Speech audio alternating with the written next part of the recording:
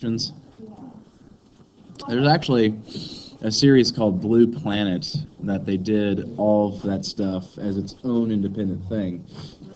It's very good, yeah. Same production basically.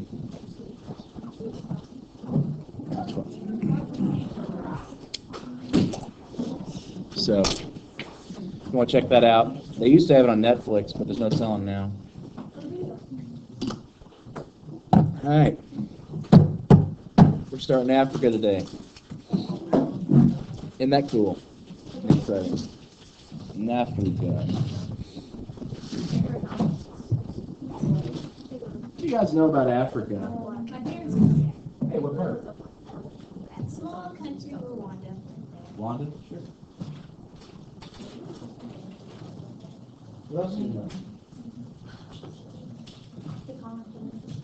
It is a continent. I'm glad you said that. Most of the time, I'd say it's about 70-30 split. I hear someone say country, not continent. It is indeed a continent. Although, the word continent is kind of hard to nail down. It's kind of non-specific. Because if you think about it, what is a continent? How would you define it? Huh? It's a group of countries. So does that mean then that Australia is one country. so what would it be then? You got anybody else? Any ideas? Sorry, I'm dying. I'm good. I was just if I drop dead, you don't have to take the final.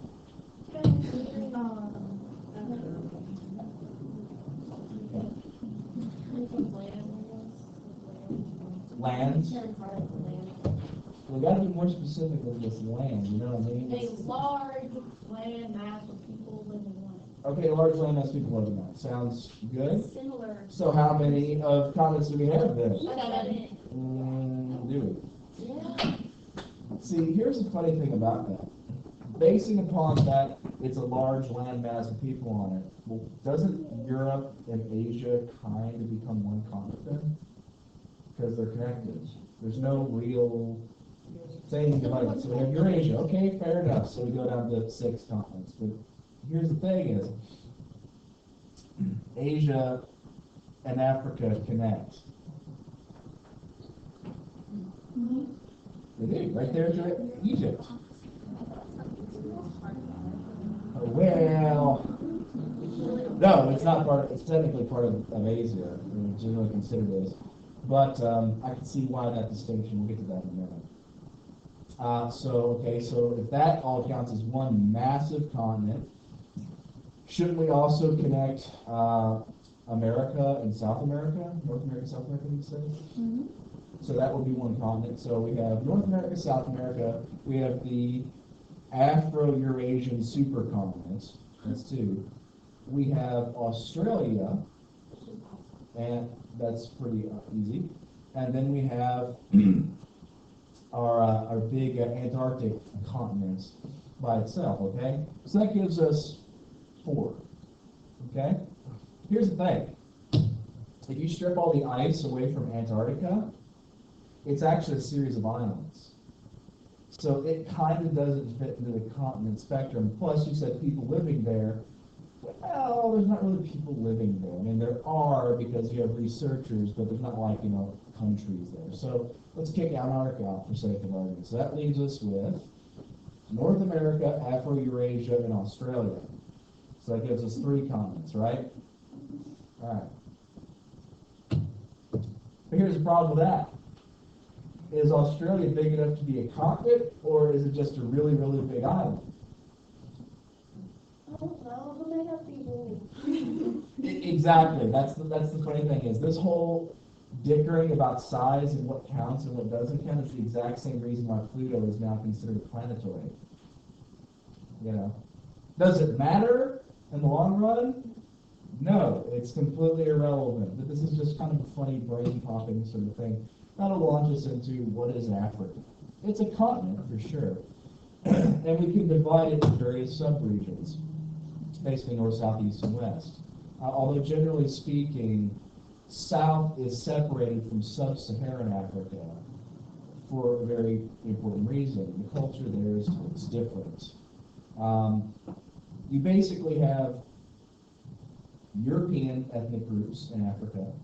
That would be places like Cote d'Ivoire, South Africa, places like that.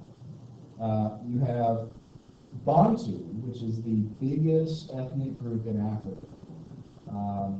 Most of the major African languages, like Swahili, for instance, are root languages Bantu. You have Arabs all across northern Africa that settled in that area mostly due to the Arab expansion during the 600s AD when Muhammad, the prophet of Islam, spread the faith and was succeeded by his right-hand man, Abu Bakr, that established this Muslim tradition in North Africa.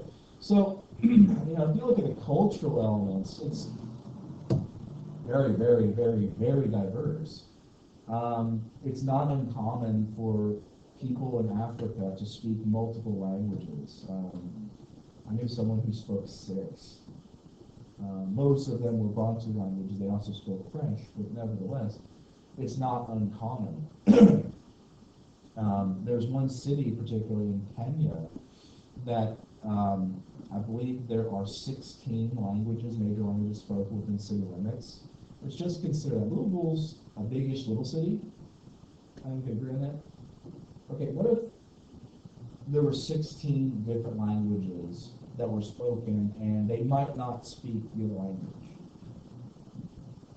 You would have to know several languages to get around. If you didn't, communication is very, very hard. That's why it's like, you speak this, well, I speak that, and you figure out a language in the middle ground. Let's talk climate. What's the climate of Africa like?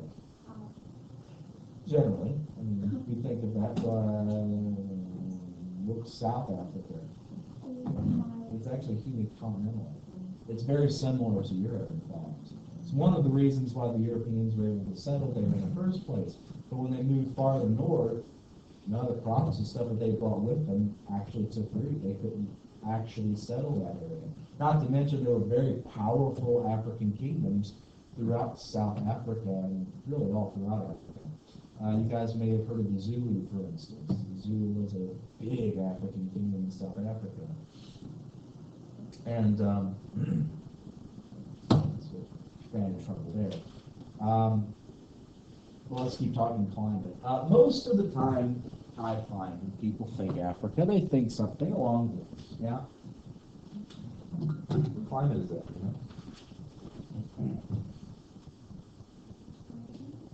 Keep guessing. I mean, if you go far north Africa, yeah, you absolutely have Mediterranean, northern coast. A lot of these trade routes like Tripoli, you guys might know that if you know the whole Marine song. If not, well, it's kind of a big deal. Alexandria, Algiers, Casablanca. But this is sub-Saharan Africa. Now, this is tropical wet dry, which means there are how many seasons? 2, wet and dry. How do you use that? Wet and dry seasons. And this means what for people living there? What type of lifestyle is traditional there? Farming. Not really farming. That doesn't work in tropical wet dry so well. Herding. Moving animals place to place. There's a big herding tradition in these different areas. You can almost compare it sort of to the American Great Plains, but not really. Similar but different. Of course, we got these guys. I like giraffes. Giraffes are everywhere. On my slides, not everywhere in Africa. Super long. But animals that we think of like this, this isn't Africa. This isn't everywhere in Africa. In truth, when we get to the housing section, when we talk about culture, it tends to shock people that not everyone in Africa lives in a home, which is somewhat embarrassing, I feel. I think that's because most of our experience with Africa And that's like most of what we see is like. Yep. Comes from someone like this on National Geographic, yeah? Or maybe this. Are there like rich parts of Africa? Absolutely. In fact, the problem in Africa isn't necessarily poverty per se, it's income inequality, it's like we saw in South America. You've got a vast diversity there. That and tribalism, which is basically a form of nationalism. It's sort of like trying to get Eastern Europeans to work together, only on a much larger scale. We'll look at how big Africa really is here in a second. But suffice it to say, one of the difficulties that Africa has is the effects of imperialism. Let's talk imperialism history for just a second. You guys know what imperialism is? Okay. You guys probably know about the transatlantic slave trade, yes? Okay. Let's go back for Europeans' first encounter with Africa. All right, so the first encounters of Africa between Europe was actually through Romans and the ancient Greeks and Phoenicians, and back in the day, of trade partners. But that was just the northernmost part. This whole idea of going all the way around this massive continent didn't come to later, way later, 1500s. The idea was basically a way to get to Asia, go around. The problem is that takes 11 months one way, 11 months to sail from Portugal to India. So that is a huge trip. Think about it. If you're sailing that trip to go on a trade expedition, you're going to be gone at a minimum of 2 years. Big deal, right? And Africa wasn't this barren place. It was filled with various powerful kingdoms like Futijiron. And, of course, the ancient Egyptians we think of. But there were actually several different empires that controlled various trade routes throughout Asia, throughout Africa. And harbored a lot of the learning that had been lost to Europeans. With the burning of the Library of Alexandria, it survived places in Africa. So the Europeans weren't really interested in the interior. They wanted to go around it. Now, the slave trade did involve Europeans, but they weren't really going in to conquer Africa by that point. That happens later in the 1800s. And the idea of that was basically to steal natural resources. That's what imperialism is all about. Steal natural resources and get markets for us to sell stuff. You see, this was during the time of the Industrial Revolution. Basically, industry was replacing manual labor for everything. We were mass producing shirts, even food. And in order for us to mass produce things, we need raw materials. So, Africa is filled to the brim with raw materials. Some places have oil, some places have gold, some places have diamonds, and some places have other kinds of minerals. And Europeans went in to exploit these places. Now here's the thing. Some of the times they ran into places, they ended up getting defeated. A great example of that's in Ethiopia, King Menelik II. That dude ended up defeating the Italians in open warfare and forced concessions that basically resulted on them being recognized as an independent sovereign state, which basically didn't happen anywhere else in Africa. Other places did resist for longer, such as Israel, we talked about that. But ultimately, most of Africa was divided up amongst the Europeans. The Europeans actually met at a conference in Berlin in 1884, where they specifically divided Africa into these little areas that they would conquer. You guys know the expression to divide and conquer? Okay, consider this. Let's talk tribalism for a second. I said it's a form of nationalism. So what's that again? What's nationalism? And your cultural background, specific. Country is, okay, so culture is really wonderful.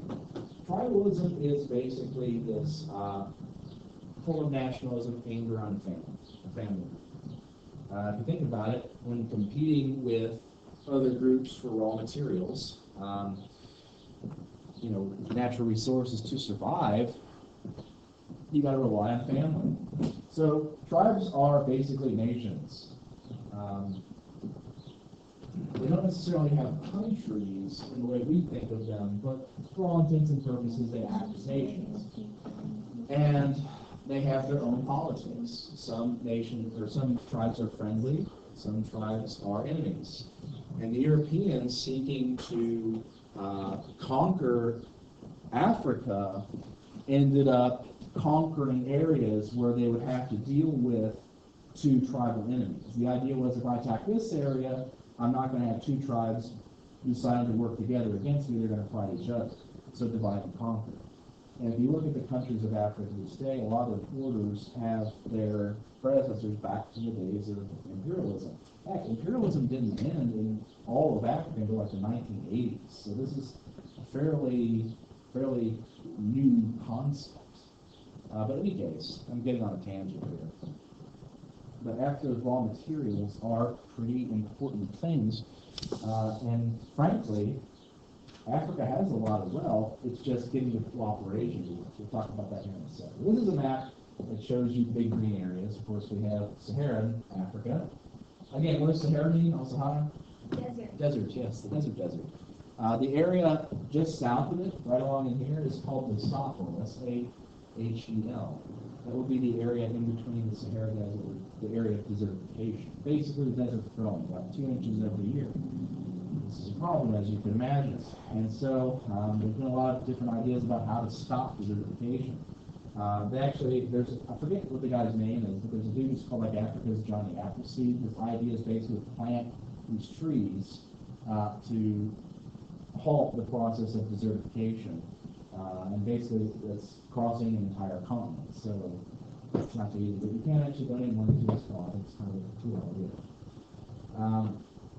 Again, this band right here, what's all this green stuff? They are plants, yeah, what kind of plant? They are trees, yeah. Specifically, it is a rainforest. Second largest rainforest in the world, followed behind by South America. It's a giant place. We think of rainforest as being like this, I don't think we tend to think of Africa as being tropical, but it is, absolutely. It's part of it. Then you also have this area down farther south, we start getting into continental. You got Madagascar over there by itself, just kind of hanging around. One thing that's really cool though, check this out. What's this right here, you know? That's it. This is, what's this green spot? That'd be the Nile River. About the ancient Egyptians going on it. Egypt's a desert, except for along the Nile. Stuff grows there. And the reason behind that is actually because of alluvial soil. Alluvial soil is dirt that's from the bottom of the river. It's dug up, either naturally or artificially, and is very good for planting stuff. Now, I don't know if you guys know much about ancient Egyptian culture, but farming was kind of a big deal for them. And in particular, knowing when the Nile would flood and introduce this alluvial soil, and then when it would subside. You plant during when it subsided so that it's low, and if you make a mistake or if it suddenly swells, you're going to lose all your crops and might starve to death. So part of the ancient Egyptian religion was about trying to understand when these things would swell or not. Which is funny because most people tend to think of ancient Egypt and think of dead people. Yeah? I mean, the Egyptians were obsessed with death, weren't they? What's that? Mummies. Mummies, sure, yeah. Wrapped in linen, bandages, all that sort of stuff.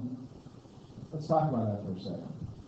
Do you guys know where most of our records about the ancient Egyptians come from?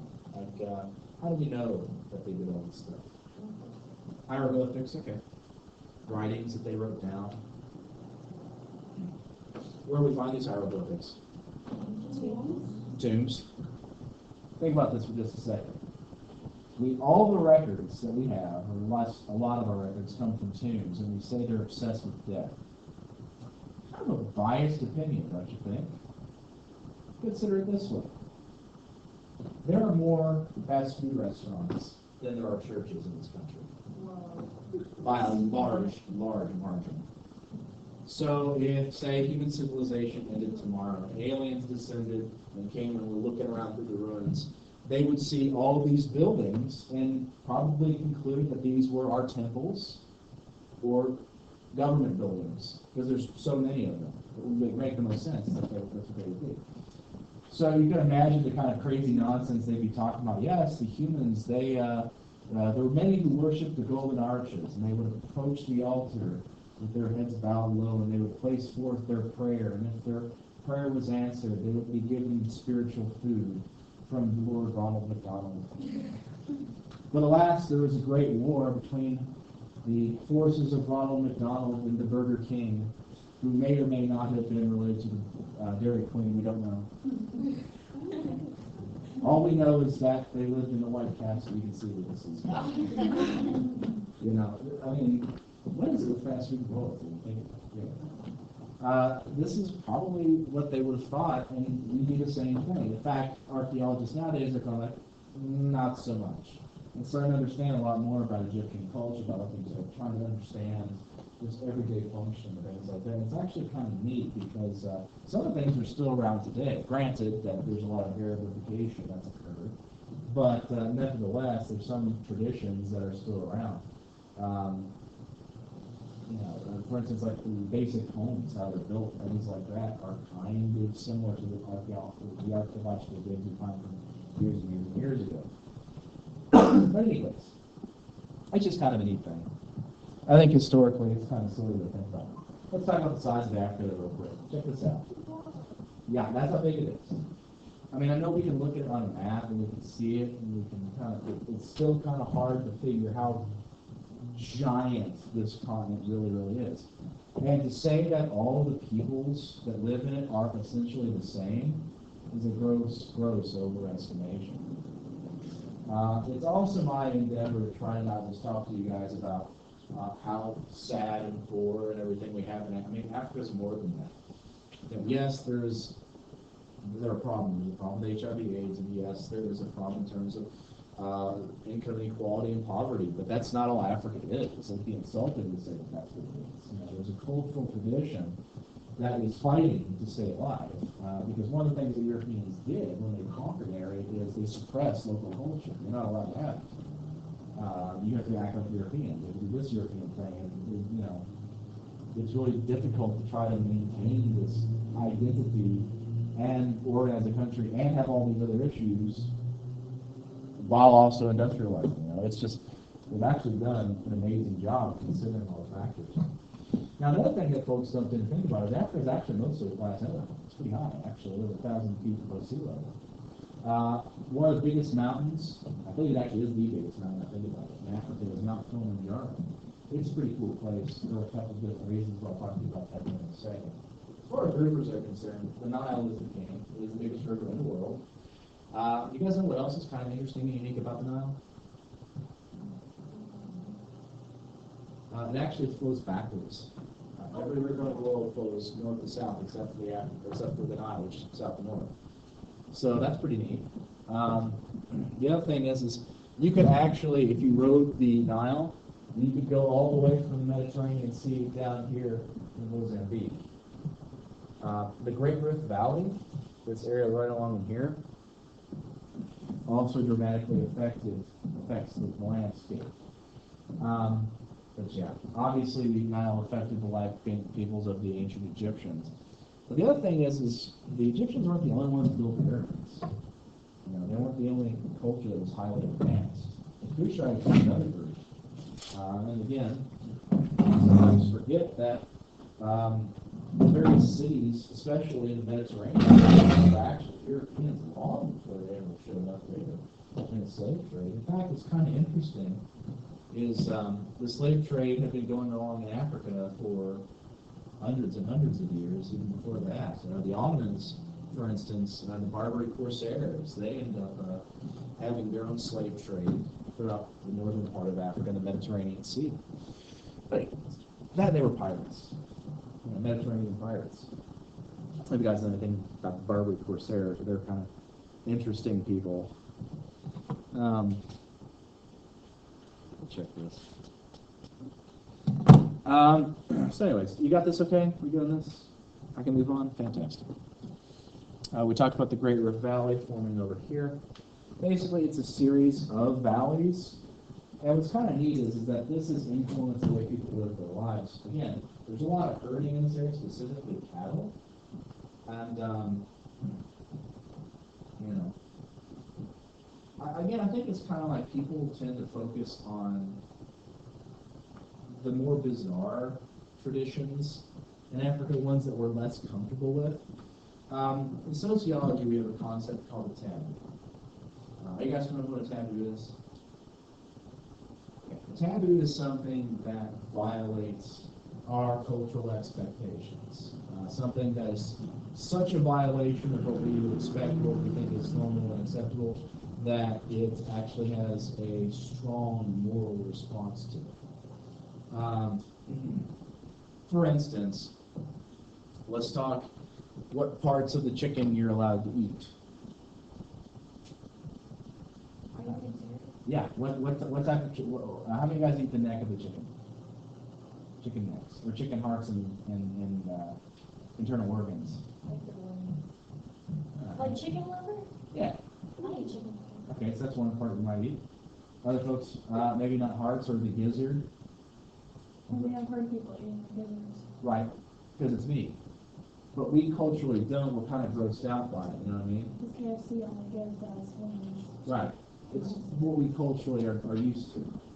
It's also kind of similar how it is unacceptable in certain cultures to eat pork products, whether because of religion or things like that. These are taboos. Okay. Probably one of the greatest ones I can mention to you guys is eating insects.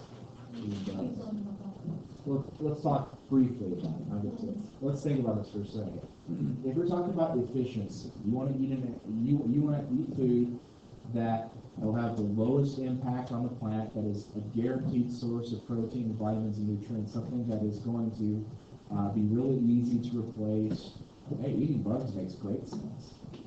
You know, it's actually even better for the environment than being a vegetarian. But we won't do that. Last year, then he thinks in the future we're all going to resort to just eating big cockroaches. Big cockroaches. Oh, not me. I think it'd be quickly right now. People like lobster, that's basically a cockroach. Undersea cockroach. But here's the thing is, the gross reaction having isn't because the food is gross. It can taste quite delicious. It's your cultural expectations are not that is acceptable, so they're being violated. Another great example is eating dog. Or horse. Or cat. They're all meat. Guinea pig is apparently very, very popular in Peru. What It's a is? delicacy. Guinea pig. Oh, I thought you said eating pig. I'm like, But that's my point is that it is a cultural tradition that's being violated. You have a physical response to it, yeah? The thing is, this can be not just food items, it can be like, dress, like what you wear. Things like that, Do you spell taboo T-A-B-O-O? Sorry, what? Do you spell taboo T-A-B-O-O? Yes. Okay, yeah. Like, I knew it. it's a game. Well, there's also a TV show called Taboo on National Geographic or Net Geo that goes into, it's actually fascinating if you can watch it. Some of the stuff that was kind of like, a bit much. Like, there's a guy who was married to a balloon. I saw a prediction. There's a person who, like, they're, Yeah, I've I've seen seen that. that they married the Eiffel Tower. Oh, okay, fair. I mean, the thing is, it's easy to say, well, these people are just crazy, but here's the thing is that how we respond to that is how some people respond to, like, for instance, a woman working outside the home. Saying their reaction in some cultures would be the same as we're talking about a dude marrying a balloon. Only saying that, like, well, you guys want an education. Why would a woman need an education? They don't need that to have babies. Yeah. I mean, granted, that's a gross oversimplification, but you get the idea. It's a cultural tradition. And one of the things we have to be very careful of is judging other cultures based upon our own. There's actually a term for that I'm blanking out because my brain's made of pudding. This is what happens when I go on retreat. The next 2 days, it was kind of like, but anyways, it's something we have to be very, very careful of because on one hand, it's easy to say, well, this is harmful and wrong and terrible. On the other hand, it's like, it's also cultural and it's kind of hard for us to do. It's not our job to do that. We're not being the judges of anybody. Yeah. Okay, so like the married to the balloon thing, it like reminded me of Monsters Addiction. I've heard that shit. Okay, so they like vamp for the worst, for the weirdest one. And this lady, she carries around her husband's urn everywhere, and it dusted out on her fingers. So she's like, I can't run away, so she started licking it off. And now she's like, eating her husband's ashes. Nice. And they tried to help her, and they said, and she said, if you take the box from me, I'm killing myself, and you carry me in a box. Oh my God. It's a bit much. They said within a year she'll be her husband. It's a bit much. Yeah, that's really. Thank you. I'm glad that we had this discussion to talk about. I was going to talk to you guys about Mount Kilimanjaro. So that's between Kenya and Tanzania. It's on the border. It is the biggest mountain in Africa. Also has every climate in the world. It's kind of a neat thing. They actually have a glacier on top of it, and because of elevation, the tricks it plays with it, you can actually encounter everything from Arctic ice field to desert. You put your foot on one side. Well, it's not like it's a giant line, but, along the sand. But yeah, kinda, it's one of those types of things. Yeah.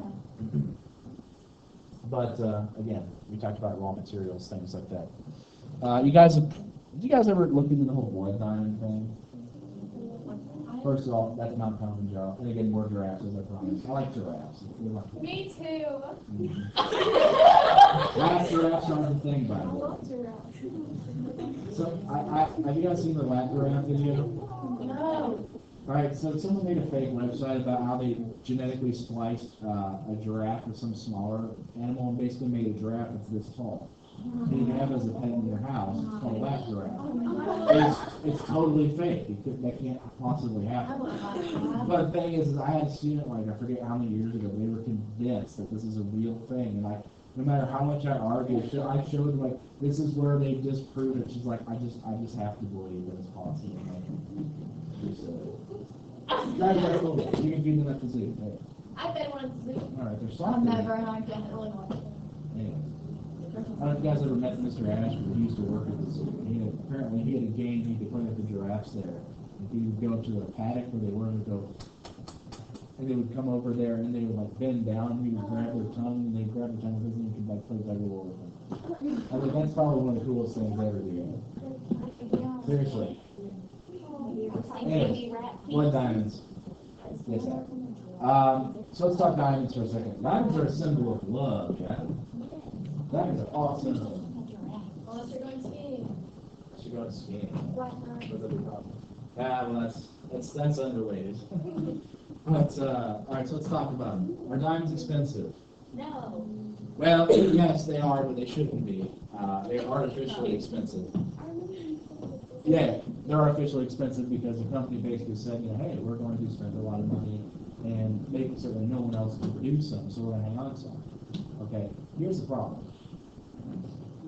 As we talk about getting to natural resources, there have been a series of civil wars in Congo and Sierra Leone and a couple other places in sub-Saharan Africa that have been fueled by the sale of diamonds. They're called blood diamonds. Basically, the idea is a army, like the RAF, would go into an area and basically capture a bunch of people as slaves and force them to work in diamond mines.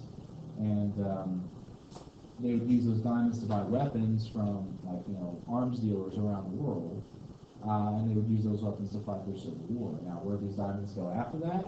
Well, they would go through various ports throughout Africa into places like Stockholm, Sweden, where they would disappear into the trade and be made into lovely diamond engagement rings and things like that.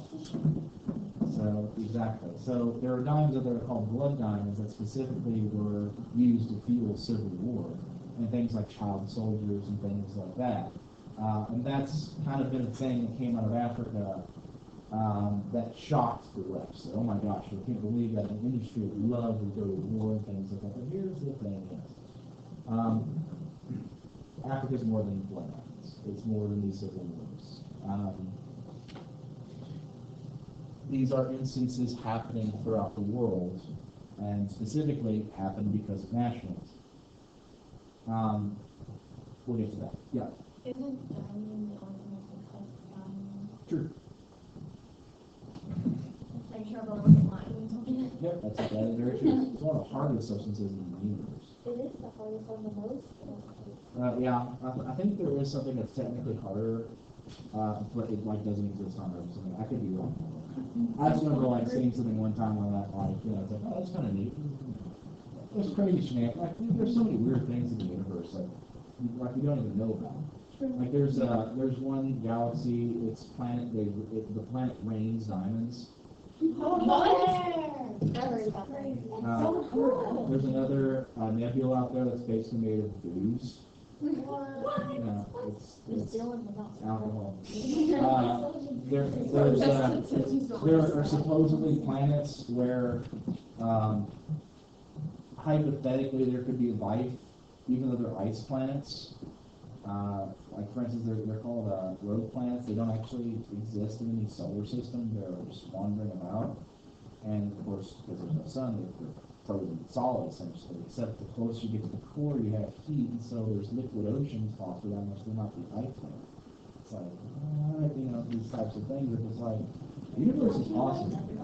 Just like in a line, there is no one other humans. I mean, Ross.